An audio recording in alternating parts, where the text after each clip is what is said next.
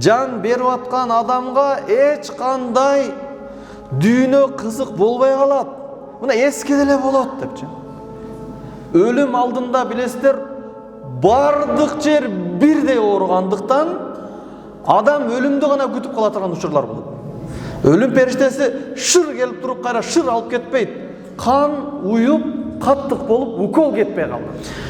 Өлүм алдындагы ар бирибиздин башыбызга келе турган өлүм жана өлүмдүн алдындагы абал жөнүндө сүйлөшөбүз. Эч кимибиз билбейбиз. Жаш өлөбүзбү, же каарыган кездеби, же иш үстүндө дүйнөдөн көз жумабызбы, же согуш болуп аткан жердеби, же ооруп жатыппы, же чуркап баратыппы, эч ким билбейт бул нерсени. Эч ким айта албайт, мен мунул жерде мундой абалда өлөмүн. Не десең де, менин абалым ушундай деп эч ким гарантия бере албайт. Анткени Аллах Таала жазгандай болот. Эми алып карап көрөлүчү.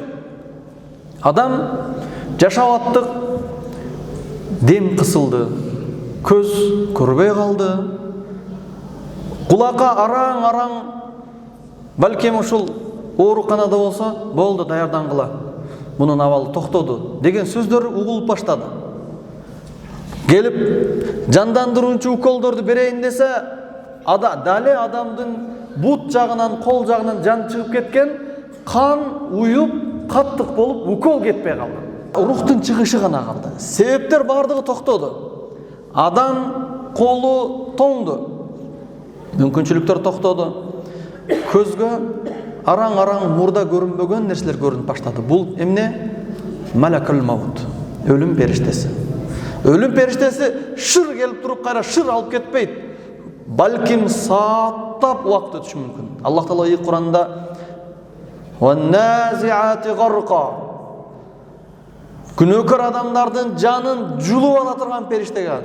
«Ван-нашитати нашта» ыймандуу, солих пенделердин жанын жакшы маанайда курсанчылык менен алып кете турган периштеге деп Аллах Таала Кур'анда Назиат сүрөсүндө айтат.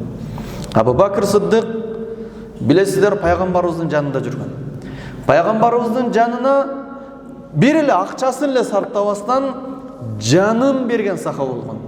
Пайгамбарыбыздын жанынан жылбай турган. Эмнени Аллах жолунда арнаш керек болсо, мунун баарын арнаган Абу Бакр Сиддикка дагы ушул акыркы күн келип жетти. Билесиздер, Абу Бакр Сиддик пайгамбарыбыз менен бирге тамак жеп отурганда бирге ууланган. Яһудтар тарабынан ууланган койдун этин жедирилген, пайгамбарыбыз да ушул оору менен дүйнөдөн көз жумду. Абу Бакр Сиддик дагы пайгамбарыбыздан кийин эле тез өтпөй ушул оорунун таасири менен күндөн күнгө алсырады, акыр аягында төшөккө карап жыгылды. Мурда кыла турган иштерин кыла албастан ордунан тура албай турган абалга келди. Ошол учурда пайгамбарыбыздын аялы, бардыбыздын энебиз Айша радыйаллаху анха кирип келди. Атасына, Абу Бакр Сиддиктин кызы билесиздер. Келип Абу Бакр Сиддикти жубатыш үчүн, көңүлүн көтөрүш үчүн, өлүм алдында билесиздер, бардык жер бирдей ооругандыктан адам өлүмдү гана күтүп кала турган учурлар болот. Көп эле күбө болдуңуздар окшойт өзүңүздөрчү. Айрыкча биз имамчылык кылып, ушул дин кызматында жүрүп, башка өзүбүз теңдүүлөргө караганда көбүрөөк ушул нерсеге катышып калдык. Оору, эгерде колун кесилип кеткен болсо, адамдын нерви, акылы бир гана колго кетет, дагы башка жер көрүнбөй калат. Бирок бир учурда бардык жериң ооруса эмне болот? Бардык жериң ооруса, эч кандай наркоз берип башка жериң кескилесе деле билинбейт, андан оорураак жер билинет. Бирок тилекке каршы жан чыгуу ушундай көптөгөн оорулардын топтому менен болот. Абу Бакр Сиддик ушундай ооруга араң чыдап, тиштенип турганда, кызы Айша энебиз көңүлүн жубатыш үчүн бир сөздөрдү айтып атканда, тил иштеп аткан. Мындан дагы жакшыраак айт деди. Мындан дагы жакшыраак Каф сүрөсүнүн 19-аятын айт деп кайталап айтты. Ва жаа сакратул маут бил хак. Бул жерде сакра дегенде адам катты оороганда эмне дегенин билбей калат. Ошону сакра деп коет. Каф сүрөсүнүн 19-аятында акыйкатта өлүмдүн ушундай адамды айнытып кое турган деңгээлде, мас кылып кое турган учуру келет. Залика ма кунта минху тахид. Мына ошол учурду силер деген сөздө биз четке кагып жүрдүк. Четке кагып жүрдүк. Жок, тамга дештер мүмкүн. Четке какпайбыз. Өлүм алдында баарыбыздын мойнубузга ушул келет. Биз дагы ошентип алжып калабыз, не деп сүйлөгөнүн билбей. Дешиңиздер мүмкүн, тил гана айтып атат. Бирок аны жүрөк менен сезиш керек. Жүрөк, көөдөн менен биз отказ беребиз ошонучу. Куду өлбөй тургандайчы, өлсөк дагы шыр эле жок болуп кете тургандайчы. Өлүм көрүп турасыздар, оор абалда, эмне деп сүйлөгөнүн билбей, эң акырында кимден канча карыз, кимден кандай көңүлдөрүн өлтүргөндөн бери эске келе турган. Мына ошондой учур ар бирибиздин башыбызга келет, туугандар. Муну Аллах Таала Каф сүрөсүнүн 19-аятта ушул нерсени силер моюнга албай келесиңер. Келет, Куранда айтат. Бирок биз моюнга албай атабыз. Моюнга албагандыгы себептүү дүйнөдө калып кете тургандай жашап атабыз. Пайгамбарыбыз айткан, эгерде силер мен билген нерсени билгениңерде, анда көп ыйлап, азыраак күлөт элеңер. Ошондо Айша энебиз эмне кылды? Адам дүйнөдөн көз жумуп аткан учурда жанынан кабар алган бала чакасы эмне кылат ушул учурда? Ушул аятты окуп берди. Эмне көңүлүнө кааласа кылып атты. Нелерди кылып турайлы? Ошондо бир эки кийим бар эле. Абу Бакр Сыддык өзү кийип турган, бул бай сахаба болгон. Ошол кийимди мындай чекеге алып аткан учурда колун көтөрүп айтты. Ошол эки кийимди алып келгин дагы жууп тазалап, менин кепиним ошону иштеткин. Мен өлгөндөн кийин жаңы материал алып туруп кепин кылбагын, анткени жаңы кийимге тирүүлөр акылуураак, өлгөн адамга ушул да боло берет деди. Бул сөздөн эмнени кабарат билесиздерби? Жан берип аткан адамга эч кандай дүйнө кызык болбой калат. Мына эске деле болот депчи. Бир убактарда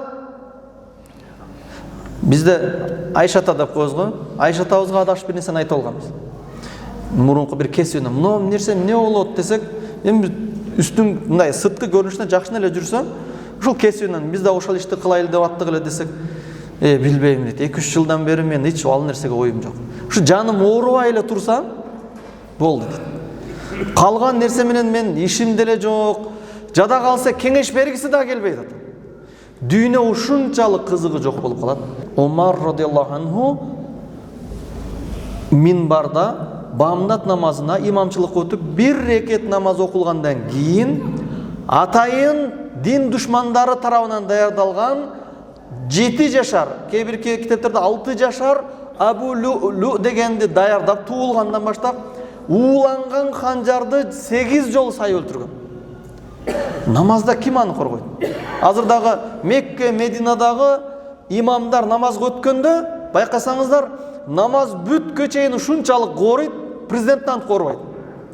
Анткени аркасынан миллион адам намазга турат, кокус бир ызы чуу болсо, бүт дүйнөгө тарап, азыр соц тармактарда кыйшык иштет, мына мусулмандарда тополоң деп.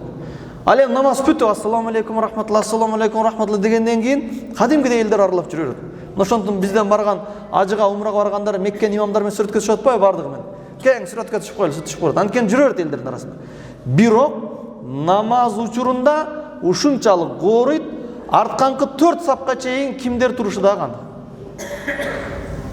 Бирок Омар радиаллаху анху дүйнөдөн көз жумганда ушул нерсеге али көңүл бурула элек болчу. Өлтүрүүчү, кафыр, мушрик, атайын даярдалынган Омар радиаллаху анху аркасында турду. Биринчи рекет бүттү. Экинчи рекетке туруп Фатиханы окуп аткан учурда артынан туруп 8 рет канжарды урду. Канжар намаздан алдын атайын ууланган даяр эле. Чекесин аймап кетсе дагы өлүмгө алып бара турган. Бирок ошондой болсо дагы өлүмү анык болуш үчүн көп жолу сайгылады. Андан артка бурулуп качып жөнөдү. Билесиздер мына сап, биринчи сап, экинчи сап, үчүнчү сап баратат. Намазда турат. Намазда турганда дагы эч ким ойлобойт да. Алдынан чыгат экен, канжар ушундай эле ортосунан кармалган, эки жагы шиш болчу. Атайын качып чыгыштын жолунда ойлонушкан. Бул дин душмандары ушундай деңгээлде ойлонот. Умар ушунчалык мусулмандардын коопсуздугун карап, адилеттүү болуп динди алдыга жылдырган, аны өлтүрүш үчүн бир адамдын өмүрүн арнаган, жаңы төрөлгөн баланы. Алдынан чыккан 7 сахабаны жаракаттап кеткен. Ошондо арткы 4-5 саптан үстүнө чепкенин чечип туруп, 2 сахаба үстүн баса калайын дегенде өзүнө сайып өлтүрдү. Эми Умар радыйаллаху анху абалганда. Умар радыйаллаху анху кулады жерге. Анткени 8 жерден канжар алган, оорунун күчтүүлүгүнөн, билесиздер, оору каттык ооруса, бул да Аллахтын рахматы, адам эсин жоготот. Комага түшөт да. Эси ой. Эсин ооп жерге кулады. Имам бир рекеттен кийин жок. Эмне болот? Аркасынан Абдулла ибн Аббас чыкты дагы намазды улады. Кийинки рекетке вал аср, Фатихадан кийин вал аср, иннал инсана лафи хуср деген сүрөнү окуду дагы, намазды тезинен бүтүрдү. Көпчүлүк билбей деле калды. Кээ бирлер Ияка набуду ва ияка настаин деп туруп Умардын доошу өчүп калганда, андан кийинкисин таппай калды окшойт деп улап дагы, лукма дагы таштагандар болду. Алдыңкы сапта болуп аткан нерсе аркага көрүнбөйт да. Намаз бүттү. Намаз бүткөндөн кийин тезинен баары киришип, Умар радыйаллаху анхунун өзүнө келтирген аракет кылды. Суу септи, башын өйдө кылышты, бирок денесинен кандар агып аткан. Ошол учурда Умар радыйаллаху анхунун өзүнө келгендеги биринчи сөзү эмне билесиздерби? Көзүнө келгенде намаз деп кыйкырды. Намаз, көбүнчө ушул окуя намаз дегенде кандай намаз? Анткени аркасынан жамаат намаз окуп атты эле. Артынан Аллахтын лаанаты болгон дин душманы канжар сайганын билди, кулаганын дагы сезди, андан эсин жоготту. Адамдар мен менен алек болуп, намазды калган рекетти калып кетип, күн чыгып кетпесин деп, эсине келгенде эле жоопкер адамдык ушундай болот. Өзүңүн жаның ооруп атат го мисалчы. Жок, намаз дегенде Абдулла ибн Умар баласы намазды окуп бүттүк деди. Дегенде бир аз өзүнө келишти. Намазды биз окуп аркасынан эмне кылып окулду? Эгерде имам дарат сынса же имам бир ушундай бир кырсык болуп куласа, аркасында турган адам намаз толуктайт. Ошондуктан имамдын аркасында сөз имамчылыкка жарай турган адам турат. Андан кийин Умар радыйаллаху анху ошол абалда кийинки мусулмандын башчыларын дайындоого, ушундай орчундуу маселелерге араң тили сөзү чыгып атканда дайындап баштады. Албетте табуптар келди. Алар келип текшергенде Умарга сүт ичирди эле, ичинен сүт ак болгон абалда чыгып кетти. 4-5 жерден. Демек, арга жок. Ашказанынан баштап башка жерине чейин жарылып бүткөн. Бир гана оорунун күчүнөн рухтун чыгышы гана калды. Акыркы демдер менен мусулмандардын башчысы ким болот? Ошону дайындап атты. Арада сүйлөп баратып сөзү токтоп калды. Оорунун күчүнөн билесиздер го, сүйлөп баратып ушундай катты кармады. Кайра дагы ушинтип сүйлөгөндө жанында Умар радыйаллаху анхуга жеңилдик болсун деп бир аз, Умар, сен кайгырба. Умар, кайгырба. Калганын Аллахтан жардам сурайбыз деп, Аллах жардам берсин деп кайгырып аткан учурда, Умар, сен кыжалат болбо dedi. Сен пайгамбарыбыздын жанында жүргөнсүң. Пайгамбарыбыз сага ишенген. Сен мусулман болгондон кийин мусулмандардын көкүрөгүнө шамал тийген. Кеңири биз мусулман болуп жүргөнбүз. Мурун сен мусулман болгонго чейин мусулманчылыгыбызда жашырат элек. Деп Умар радыйаллаху анхунун жакшылыктарын эскерип айтканда